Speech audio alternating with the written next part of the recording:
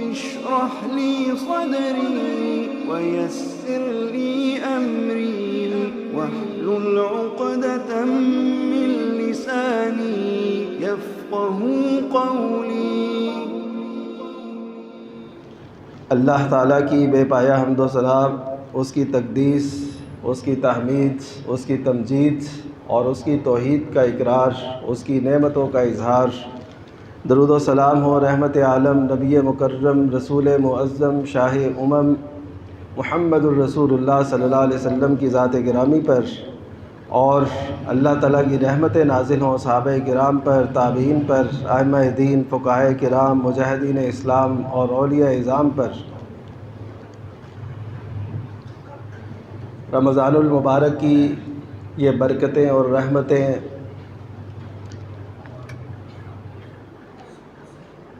ان کے حصول اور ان کو اپنے ساتھ شامل رکھنے کے لیے ضروری ہے کہ ہم قرآن مجید سے اپنا تعلق بہت مضبوط رکھیں۔ قرآن مجید کو اللہ تعالیٰ نے روح قرار دیا ہے، وَكَذَلِكَ أَوْحَيْنَا إِلَيْكَ رُوحًا مِّنْ أَمْرِنَا، اور اسی طرح ہم نے اپنی طرف سے روح اتاری ہے آپ کی طرف۔ اب ہے تو قرآن مجید ہے تو وہی ہے جو نبی کریم صلی اللہ علیہ وسلم پر اتاری گئی، لیکن قرآن اسے روح کیوں کہتا ہے؟ روح تو ہوتی ہے جس سے انسان زندگی کا ناطہ قائم رکھتا ہے، روح گئی تو جسم بے جان ہے۔ تو اللہ تعالیٰ نے جیسے اس روح کو جو ہمارے جسم کے اندر ہے، جس سے ہماری زندگی کا ناطہ جڑا ہوا ہے، اس کو روح کہا، اس کو روح قرار دیا، وَنَفَخْتُ فِيهِ مِن رُوحِي، کہ وہ روح جو میں نے اپنی طرف سے اس کے اندر پھونکی ہے، وہ روح ہے جو ہر انسان کو دی گئی، جس سے زندگی کا ناطہ جڑا ہے۔ موت کیا ہے؟ اس روح اور اس جسم کے ساتھ چھوٹ جانے کو ہم موت کہتے ہیں۔ تو بالکل اسی روح کی طرح اللہ تعالیٰ نے اس وحی کو بھی جو اللہ تعالیٰ نے آسمان سے اتاری ہے، وہ چاہے قرآن کی شکل میں ہو، حدیث کی شکل میں ہو، اس کو بھی اللہ تعالیٰ نے روح قرار دیا ہے۔ کیا مطلب؟ کہ جیسے اس جسم کو اس کی روح کی ضرورت ہے، اس طرح اسی روح کو بھی ایک روح کی ضرورت ہے، اور وہ وحی ہے۔ آج جو دنیا بے چین ہے، بے قرار ہے، جو اطمینان سے عاری ہے، اور جو فتنہ و فساد ہے، وہ سب اسی وجہ سے ہے کہ ہم نے جو کچھ کیا وہ اس جسم کے لیے کیا، اس کی راحتوں کے لیے کیا، اس کے لیے گھر بنائے، اس کے لیے سڑکیں بنائی، اس کے لیے عالی شان محلات بنائے، اس کے لیے، اس کی آسودگی کے لیے اچھے اچھے کپڑے، اچھے اچھے برانڈ، وہ سب کچھ وہ کیا، لیکن اس روح کے لیے کچھ نہیں کیا جو کمزور ہوتی ہوتی مرنے کے بالکل قریب ہے۔ اگر آپ اور میں وہ تازگی چاہتے ہیں، وہ نشاط چاہتے ہیں، ہم چاہتے ہیں کہ ہمیں وہ رفت، وہ بلندی ملے، اور ہم امن و امان سے اس دنیا میں بھی جئیں اور آخرت میں بھی عزت اور وقار ہمارے نام ہو، تو اس کے لیے اس روح کو زندہ رکھیے، اس کو تر و تازہ رکھیے، اور اس کی خوراک وہی ہے، اور کسی چیز سے آپ کو وہ سکون نہیں مل سکتا۔ اللہ اکبر۔ قرآن مجید کے اندر اللہ تعالیٰ نے جو یہ فرمایا کہ فَمَا لَهُمْ لَا يُؤْمِنُونَ، کہ انہیں کیا ہے کہ یہ ایمان نہیں لاتے، وَإِذَا قُرِئَ عَلَيْهِمُ الْقُرْآنُ لَا يَسْجُدُونَ، جب ان پہ قرآن مجید پڑھا جاتا ہے تو یہ سجدہ نہیں کرتے۔ یہ کیا بات ہے؟ قرآن مجید جب پڑھا جاتا ہے تو سجدہ کس بات کا؟ ایک تو وہ سجدے ہیں جو قرآن مجید میں 14 سجدے ہیں، وہ تو ہم کرتے ہیں، اور قرآن مجید کسی اور سجدے کی بات کر رہا ہے۔ وہ سجدہ کیا ہے؟ وہ شکر کا سجدہ ہے کیونکہ جیسے ہمیں دنیا میں انعامات ملتے ہیں تو ہم اس کے سامنے سر بسجود ہوتے ہیں، وہ بھی جس کو اللہ تعالیٰ توفیق دے۔ باقی تو کئی لوگ ان نعمتوں کو اپنے نام کر لیتے ہیں کہ یہ تو ہماری محنت کا نتیجہ ہے، ہمارے علم کی، یہ جو ہے ہمیں ملا اس علم کی وجہ سے۔ بہرحال وَإِذَا قُرِئَ عَلَيْهِمُ الْقُرْآنُ لَا يَسْجُدُونَ، جب قرآن مجید ان پہ پڑھا جاتا ہے تو یہ سجدہ نہیں کرتے۔ کیا مطلب؟ کہ شکر ادا نہیں کرتے۔ اس کا مطلب یہ ہے کہ جیسے ہم دنیا کی ایک ایک نعمت پہ اس کا شکر ادا کرتے ہیں اس کی توفیق سے، تو ہمیں یہ بھی جان لینا چاہیے کہ ان نعمتوں میں سے ایک بہت بڑی نعمت اللہ تعالیٰ نے وہ وحی کی صورت میں اتاری ہے، جسے ہم قرآن اور سنت کے نام سے جانتے ہیں۔ یہ نعمت ہے، اور پھر اللہ تعالیٰ نے ساتھ ہی یہ فرمایا واللہ اعلم بما یوعون، اور اللہ تعالیٰ زیادہ بہتر جانتا ہے یہ کیا یاد کر رہے ہیں، یہ کس چیز کو اپنے اندر انڈیل رہے ہیں، داخل کر رہے ہیں۔ یعنی ایک طرف وہ قرآن ہے، وہ وحی ہے جو اللہ تعالیٰ نے اتاری ہے، اس پہ ایمان نہیں لاتے، اس پہ شکر ادا نہیں کرتے، اور دوسری طرف اپنے ذہن کو، اپنی سوچ اور فکر اور دل کو کس چیز سے بھرتے ہیں؟ ان سب چیزوں کا اللہ تعالیٰ نے یہاں پہ تذکرہ نہیں کیا کس کس سے بھر رہے ہیں۔ کوئی گانوں سے بھر رہا ہے، کوئی فلمی سٹوریوں سے بھر رہا ہے، کوئی جھوٹی محبتوں سے اس کو بھر رہا ہے، کوئی دھوکے سے اس کو بھر رہا ہے، کچھ آج کے جو علوم ہیں ان سے ان کو بھر رہا ہے۔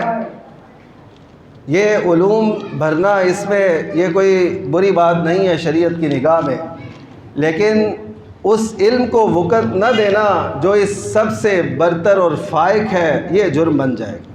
یعنی آپ نے MSc کر لی، آپ نے دنیاوی طور پہ بہت سی ڈگریاں حاصل کر لیں، لیکن آپ نے اس قرآن مجید کو نہیں پڑھا، نہ سمجھا، نہ اس کو وقت دیا، نہ اس کو حیثیت دی، نہ وقت دی، تو پھر واللہ اعلم بما یوعون جو یہ یاد کر رہے ہیں، جو اپنے دل میں جگہ دے رہے ہیں، جسے اللہ تعالیٰ اسے زیادہ جانتا ہے اس قرآن کے مقابلے میں۔ کل ایک سوال آتا ہے پیغام ٹی وی کی نشریات میں، ایک سوال آیا کر، وہ اسی مسلم معاشرے کا ایک سوال ہے۔ سوال عکاسی کرتے ہیں معاشرے کی سوچ اور فکر کی، اس کے ٹرینڈ کی، اس کی رجحانات کی۔ وہ سوال کیا تھا؟ ایک لڑکی نے پوچھا کہ میں ایک غیر مسلم سے شادی کرنا چاہتی ہوں اور ہمارے آپس میں سارے معاملات طے ہو چکے ہیں۔ کیسے طے ہوئے ہیں؟ کہ جو ان کے مذہب کی رسومات ہیں وہ میں ادا کروں گی، اور جو میرے مذہب کی رسومات ہوں گی وہ ادا کرے گا۔ جو بچے پیدا ہوں گے ان کو ہم دیکھ لیں گے کس طرح ان کے ساتھ کرنا ہے، وہ جس طرح جس مذہب میں بھی داخل ہونا چاہیں وہ ہو جائے۔ تو یہ مسئلہ پوچھنے کے لیے انہوں نے پیغام ٹی وی سے رابطہ کیا کہ اس کا حل کیا ہے۔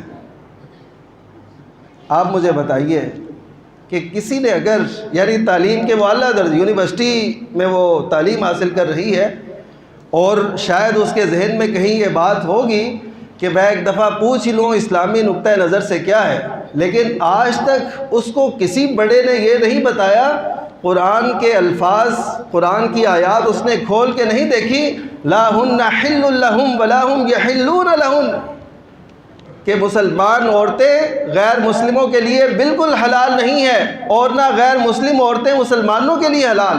ہاں، اہل کتاب کی جو عورت ہو، اہل کتاب کی لڑکی ہو، اس سے مسلمان کی شادی جائز ہے۔ اس کے علاوہ کسی غیر مسلم عورت کا نکاح غیر مسلمان مرد سے، اور مسلمان مرد کا نکاح کسی غیر مسلم عورت جو مشرک ہو، کسی بھی دین سے تعلق رکھتی ہو سوائے اہل کتاب کے، وہ نکاح نہیں ہو سکتا۔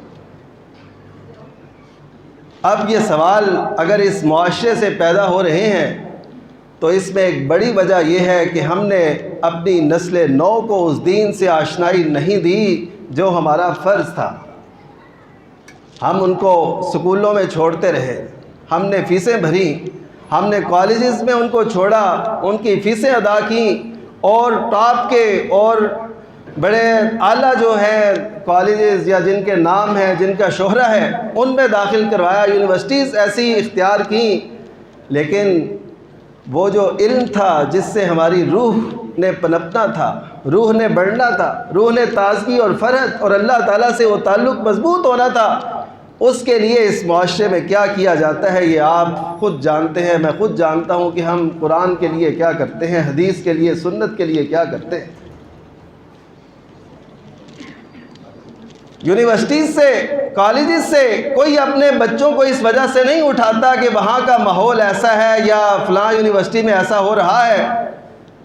پچھلے دنوں کی بات ہے کہ ایک مجلس کے اندر ایک گفتگو ہو رہی تھی اور جو کالج کے پروفیسر تھے وہ کہنے لگے کہ میں نے تو تدریس کے شعبے سے استعفیٰ دے دیا ہے، کیونکہ کالجز میں وہ کچھ ہو رہا ہے جس کو میں روک نہیں سکتا، میں روکتا ہوں تو میں مجرم ٹھہرتا ہوں۔ سارا قانون ان کا محافظ بن جاتا ہے، انتظامیہ سے لے کے قانون تک، اداروں تک اس کے محافظ بنتے ہیں۔ میں روکتا ہوں تو میں مجرم ٹھہرتا ہوں، تو میں نے تو اس بات سے استعفیٰ دے دیا کہ میں کالج یونیورسٹی کی تدریس میں نہیں کر سکتا۔ ایسے حالات ہیں، اور آپ اپنی نسل نو کو کیا دے رہے ہیں؟ میں یہ نہیں کہتا کہ آپ کالج اور یونیورسٹیز میں اپنے بچوں کو داخل نہ کریں، ان کو تعلیم سے آشنا نہ کریں، میں یہ کہتا ہوں کہ آپ ان کو اس قرآن کی تعلیم بھی تو دیں، آپ سنت نبویہ کی تعلیم بھی تو انہیں دیں، انہیں سیرت سمجھائیں، انہیں پڑھائیں۔ یہ عروج ہے، یہ ترقی ہے، یہ مسلمانوں کی دنیا اور آخرت میں بھلائی ہے۔ آج جو مسلمان پس رہے ہیں اس میں بڑی وجہ یہی ہے کہ ہم اپنے دین سے ناآشنا ہیں۔ وہ یہود جو آج مسلمانوں پر چڑھ دوڑے، اس نے یہ نہیں کہ غزہ کی پٹی کا معاملہ تھا اور انہوں نے اس پہ چڑھائی کر لی، نہیں، انہوں نے سب سے پہلے، یہ آج کی بات نہیں ہے، سب سے پہلے انہوں نے جہاد کو بدنام کیا۔ میڈیا کے اندر جہاد کا نام لینا وہ اسلامی ممالک کے اندر دہشت کی علامت بن گیا۔ کوئی جہاد کا نام لیتا تھا تو اسے دہشت گرد قرار دے کے اسے پابند سلاسل کیا جاتا تھا، اس کی زندگی چھین لی جاتی تھی، اور وہ کیوبا اور گوانتانامو بے کے وہ جو قید خانے تھے ان کے اندر ان کو رکھا جاتا اور کیا کچھ کیا جاتا تاکہ کوئی جہاد کا نام بھی نہ لے۔ پھر اکانومی معاشی کرائسس میں ان کو ایسے داخل کر کے مختلف ممالک کو اپنی معیشت کو ان پہ بالا تر کر کے ان کو قرضے دے دے کے ایسا کیا کہ جیسے مقروض کوئی کسی قرض دینے والے کے سامنے نہیں بول سکتا، بالکل امت اسلامیہ کی نگاہیں ان کے سامنے ایسے جھکی ہوئی۔ تو جب مسلمان ممالک کا ایسے منہ بند کر دیا، ان کی آنکھیں قرض دے دے کے شرم سے نیچی کر دی، ان کو اپنا غلام اور محکوم بنا لیا، پھر ایسی کارروائیاں شروع کر دیں کہ تاکہ کوئی بھی امت مسلمہ کا کوئی قائد، کوئی لیڈر، کوئی ملک ایسا جو صلاحیت رکھتا ہو وہ ان کے مقابل نہ آ سکے، اور اس طرح وہ اپنی کارروائیاں کر رہے ہیں۔ قرآن مجید ہمیں یہ سارے رستے فرعون سے لے کر آج کے فرعونوں تک کی وہ ساری پالیسیاں ہمارے سامنے کھول کھول کے بیان کرتا ہے کہ ان کی پالیسی کیا ہوتی ہے، وہ کیسے کرتے ہیں۔ فرعون نے بھی بالکل ایسا ہی کیا تھا، اس نے اپنے سرداروں کو، اپنے لوگوں کو اپنے ساتھ ملانے کے لیے یہی لفظ کہے تھے کہ یرید ان یخرجکم من ارضکم، کہ یہ چاہتا ہے کہ تمہیں اپنی زمین سے نکال دے۔ فرعون نے موسیٰ علیہ السلام کے متعلق یہ کہا تھا، یہ اپنی قوم کی حمایت حاصل کرنے کے لیے لوگ ایسے الفاظ استعمال کرتے ہیں تاکہ یہ نہ ہو کہ لوگ موسیٰ علیہ السلام کے پیروکار بن جائیں۔ ان قوموں کو اہل علم سے، انبیاء سے اور اللہ کے رسولوں سے متنفر کرنے کا قوموں کے پاس ایک ہی حل ہوتا ہے کہ ایسے کر دے۔ تو قرآن مجید، سنت نبویہ ہمیں وہ سارے راز بتاتے ہیں جس سے قوموں کو عروج اور ترقی ملتی ہے۔ تو اگر ہم یہ چاہتے ہیں کہ ہمیں دنیا میں عروج ملے، تو آئیے قرآن مجید سے جڑ جائیے، سنت نبویہ سے جڑ جائیے، اپنی نسل نو کو جوڑیے۔ میں یہ درد دل سے کہوں گا کہ آج ہمارے ہاں قرآن فہمی کا رجحان بالکل نہ ہونے کے برابر ہے، بالکل نہیں ہے۔ جو لوگ قرآن پڑھتے ہیں وہ بھی محض پڑھتے ہیں، انہوں نے کبھی یہ گوارا نہیں کیا کہ ہم قرآن مجید کو سمجھنے کی بھی کوشش کریں، اس کو سمجھیں کہ اس میں ہے کیا۔ آپ اپنے کسی پیارے کا، اپنے کسی بڑے کا ایک میسج جو آپ کے واٹس ایپ پہ آتا ہے، اس کو آپ سنے بغیر نہیں رہتے، دیکھتے رہتے ہیں 2-2 منٹ کے بعد کہ کوئی نیا میسج تو نہیں آیا، کوئی نیا پیغام تو نہیں آیا۔ اس کو سنے بغیر، اس کو سمجھے بغیر آپ کو قرار نہیں آتا۔ لیکن قرآن مجید جو اللہ تعالیٰ نے ہماری رشد و ہدایت کے لیے بھیجا، یہ بھی ایک پیغام ہے۔ اس پیغام کو دیکھنے کے لیے ہماری نگاہیں کبھی اٹھتی ہی نہیں ہیں۔ تو اس وجہ سے اللہ تعالیٰ نے جو اس کی سزا بیان کی ہے وہ بھی سن لیجئے۔ وَمَنْ أَعْرَضَ عَنْ ذِكْرِي فَإِنَّ لَهُ مَعِيشَةً ضَنْكَ، کہ جو میرے ذکر سے اعراض کرے گا۔ یہ قرآن مجید ذکر ہے، ذکر کا معنی ہوتا ہے یاد۔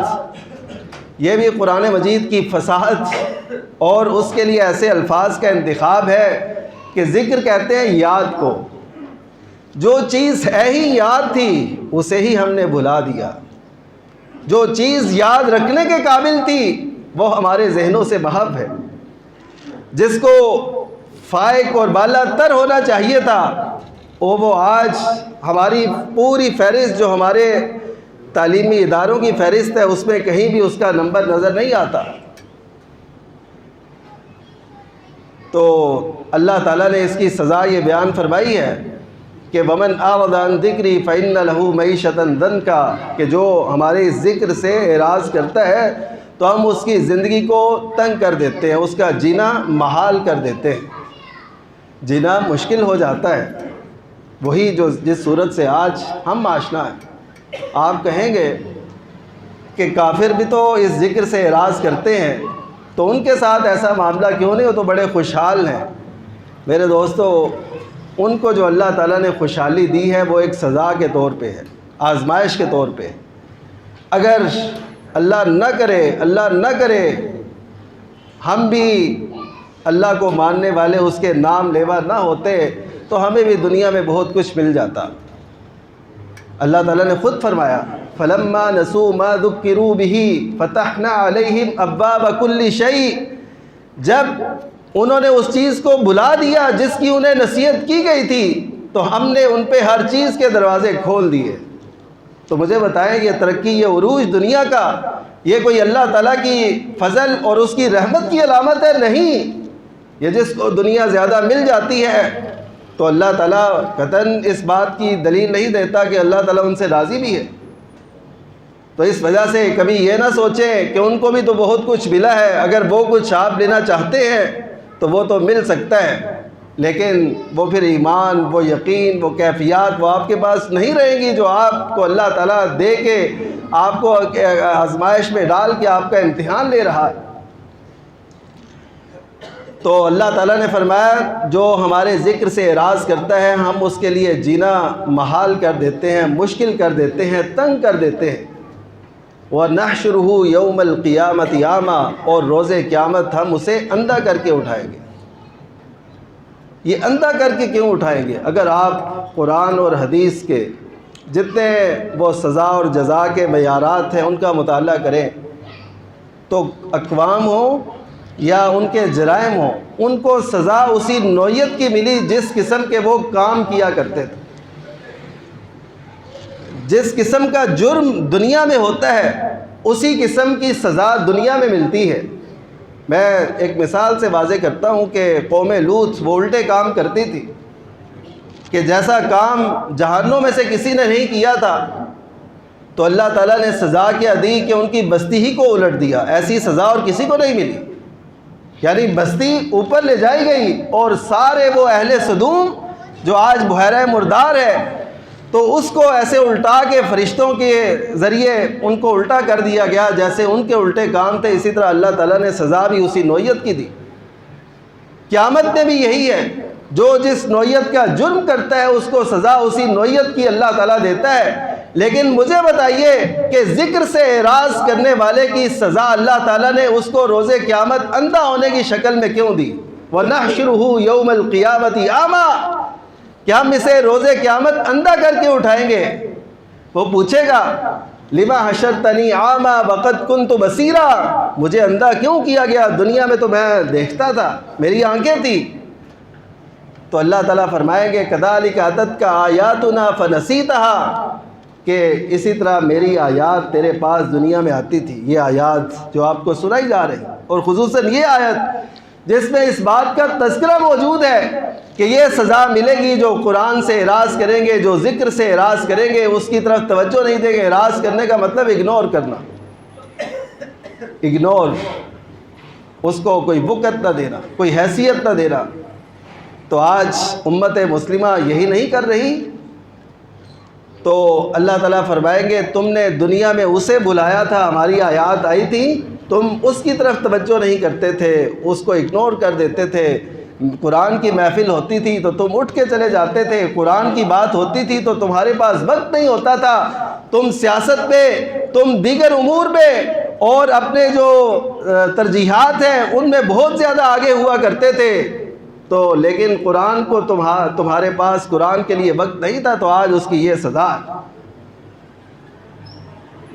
اور اسی طرح ایک اور اس مقدمے کا ذکر بھی اللہ تعالیٰ نے قرآن مجید کے اندر فرمایا ہے کہ جب رسول معظم محمد الرسول اللہ صلی اللہ علیہ وسلم اللہ تعالیٰ کی عدالت میں ایک مقدمہ دائر کریں گے, وہ کیا ہوگا؟ عدالت اللہ کی, اور مدعی جو ہیں وہ رسول اللہ صلی اللہ علیہ وسلم, اور مدعا علیہ یعنی جس کے خلاف مقدمہ درج کرایا جاتا ہے وہ کون؟ وہ یہ امت. مقدمہ کیا ہوگا؟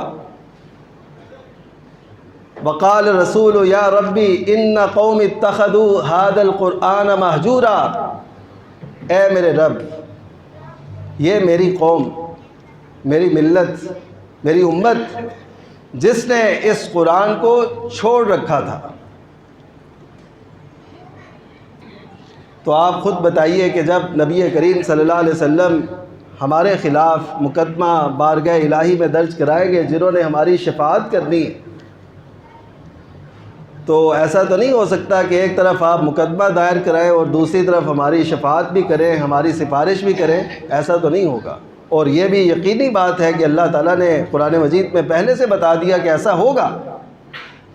اگر ہم قرآن مجید پہ یقین رکھتے ہیں تو اس کی آیات پہ بھی یقین رکھنا ہے, اس کی جو قیامت کے متعلق پیش گوئیاں ان پہ بھی یقین رکھنا ہے. تو ہمیں پھر یا تو اس دنیا میں رہتے ہوئے قرآن مجید کو وقت دینا ہے, یا پھر اس جواب کے لیے تیار ہو جانا ہے کہ اب اللہ تعالیٰ کے حضور کیا جواب پیش کریں گے کہ ہمارے لیے ہر ایک کے لیے وقت تھا, لیکن قرآن اور سنت کے لیے, سیرت کے لیے ہمارے پاس وقت نہیں تھا.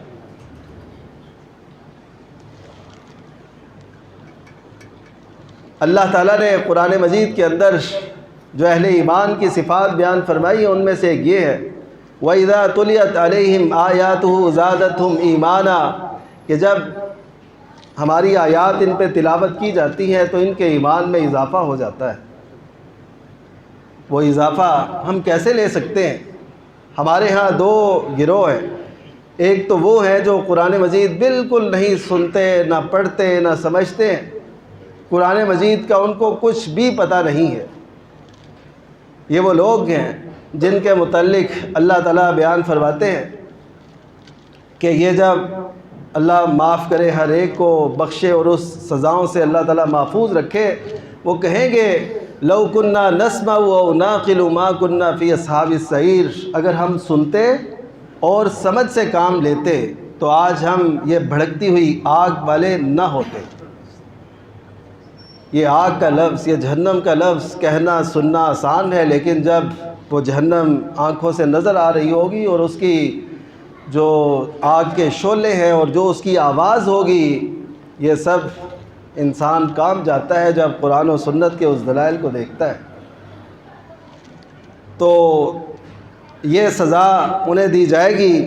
اور قرآن مجید یہ بتاتا ہے کہ اہل ایمان کی یہ علامت ہے کہ وہ جب آیات کی تلاوت کی جائے تو وہ ان کے ایمان میں اضافہ ہوتا ہے۔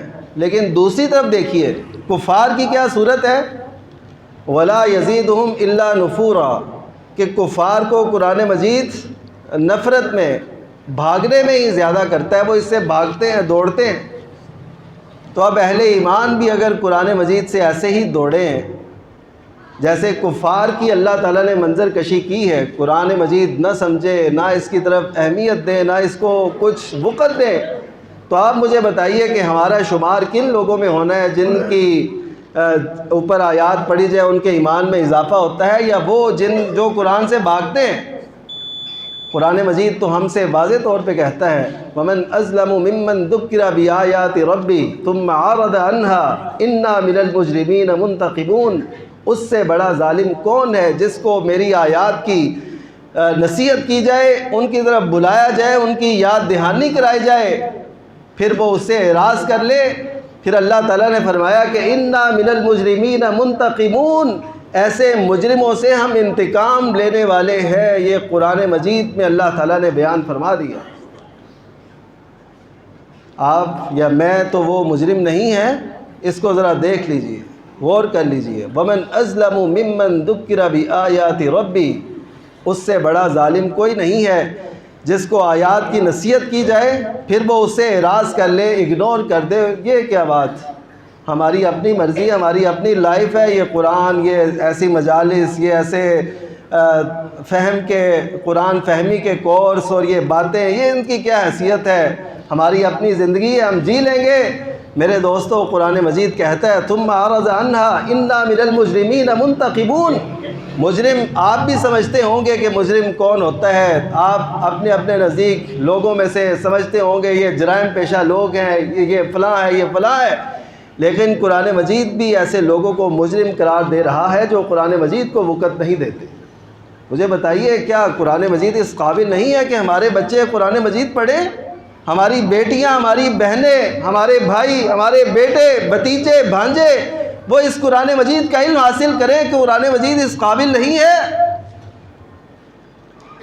تو آج ہم جو پس رہے ہیں وہ اس قرآن مجید کو چھوڑنے کی وجہ سے، اس کی اہمیت نہ دینے کی وجہ سے، اور نبی کریم صلی اللہ علیہ وسلم کی سنت کو اہمیت نہ دینے کی وجہ سے آج ہماری یہ صورتحال۔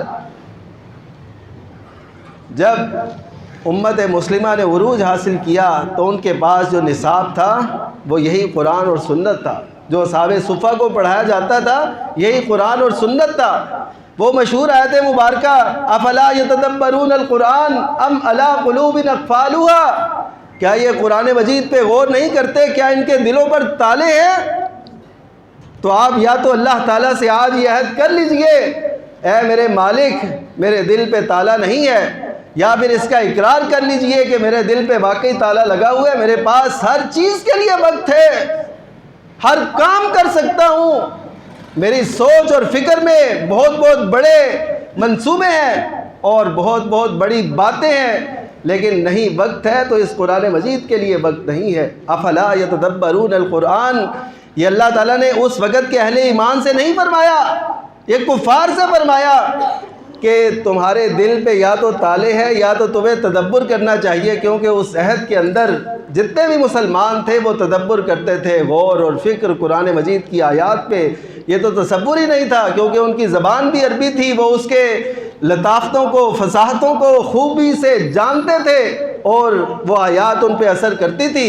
آج وہ آیات ہم پہ اثر اس لیے نہیں کرتی، رمضان پہ رمضان گزرتا ہے، پورا قرآن مجید ایک دل پہ پڑھ دیا جاتا ہے، لیکن جیسے وہ رمضان سے پہلے تھا ویسے ہی رمضان کے بعد ہے، جیسے وہ تراویحوں سے پہلے تھا ویسے ہی تراویحوں کے بعد ہے۔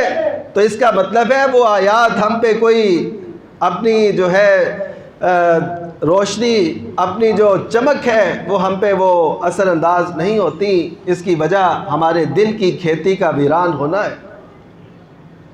اسی لیے تو قرآن مجید نے کہا فذکر بالقرآن من یخاف وعید، کہ اس قرآن کے ذریعے سے آپ اس کو ڈرا سکتے ہیں، اس کو تذکیر یعنی آپ کی کارآمد ہو سکتی ہے جو میری وعیدوں سے خوف زدہ ہوتا ہے۔ ہمیں تو وعیدوں کا نہیں پتہ۔ میرے دوستو، یہ زندگی جس کے لیے ہم بہت کچھ کر رہے ہیں، ہم اس کو بہت کچھ سمجھتے ہیں، یقین کیجئے پل بل ایک لمحے کی خبر بھی ہمیں نہیں ہے کہ ہمارے ساتھ کیا ہونا ہے۔ اس وجہ سے قرآن مجید سے جڑ جائیے، سنت سے جڑ جائیے، اور اپنی نسلوں کو خصوصاً سنت سے جوڑیے۔ اپنے بچوں کو وہ نونہال آپ کبھی پسند کریں گے کہ اللہ نہ کرے ہماری یہ نسل یہ ہمارے سامنے جہنم کا ایندھن بن رہی ہو؟ آپ یہ پسند کریں گے؟ آج ایک چھوٹی سی وہ اگر کوئی تکلیف، کوئی شعلہ، کوئی آگ کسی بچے کو لگ جائے تو آپ کی کیفیت کیا ہوتی ہے؟ میرے دوستو، اس نسل نو کی قوا انفسکم واہلیکم نارا، اپنے آپ کو اور اپنے گھر والوں کو جہنم کی آگ سے بچا لو۔ یہی وہ صورت ہے، یہی رمضان المبارک کا مہینہ جو قرآن کا مہینہ ہے، اس میں ہم قرآن سے اگر نہیں جڑ سکتے تو پھر کب جڑیں گے؟ اگر ہم ہر چیز کے لیے وقت رکھتے ہیں، قرآن اور سنت کے لیے وقت نہیں رکھتے تو پھر کب رکھیں گے؟ اگر ہماری قرآن اور سنت سے یہی صورتحال رہی تو یقین کیجئے ہماری آنے والی نسلیں بالکل اس دین سے ناآشنا ہوں گی، سیکولرزم کی طرف، لادینیت اور الحاد کی طرف وہ چلی جائیں گی، جبکہ اب بھی اتنے زور اور کوشش اور جستجو اور جماعتوں اور تحریکوں کے باوجود آج امت مسلمہ کی اکثریت جو ہے الحاد کا شکار ہو رہی ہے۔ میرے دوستو، ہم پہ فریضہ ہے، یہ قرآن اللہ تعالیٰ کا کلام ہے اور اللہ تعالیٰ ہر ایک بات کو جاننے والا ہے۔ یعنی آپ دیکھیے کہ ایک دل ہے ہمارا، اس میں ہر چیز کی محبت ہے، ہر چیز کے لیے وقت ہے، سوچ بچار دنیا اور اس کے سارے نہیں وقت نہیں حیثیت تو قرآن اور سنت کی نہیں ہے۔ تو یہ بہت بڑا المیہ ہے، اس گیپ کو ہم نے کور کرنا ہے۔ ہم نا امید نہیں، ہم یہ چاہتے ہیں کہ آپ میں سے لوگ اٹھیں اور قرآن مجید سے جڑ جائیں، قرآن مجید کے رضاکار بنے، والنٹیریر بنے اور اس کے ساتھ جڑ جائیں۔ اس کا نتیجہ کیا ہوگا؟ ہم اپنی سطح تک کام کر سکیں گے، قرآن عام کر سکیں گے، گھروں تک پہنچا سکیں گے۔ اللہ تعالیٰ ہمیں اس کی توفیق نصیب فرمائے۔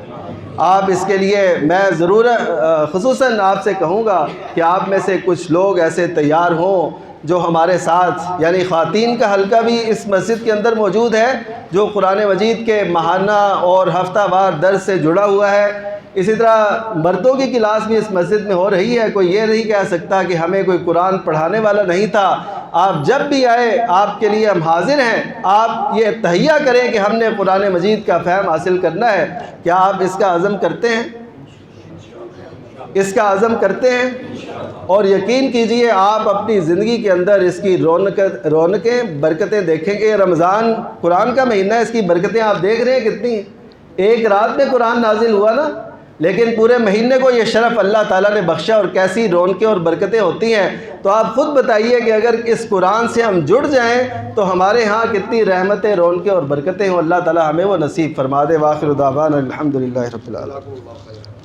اشرح لي صدري ويسر لي أمري واحلل عقدة من لساني يفقه قولي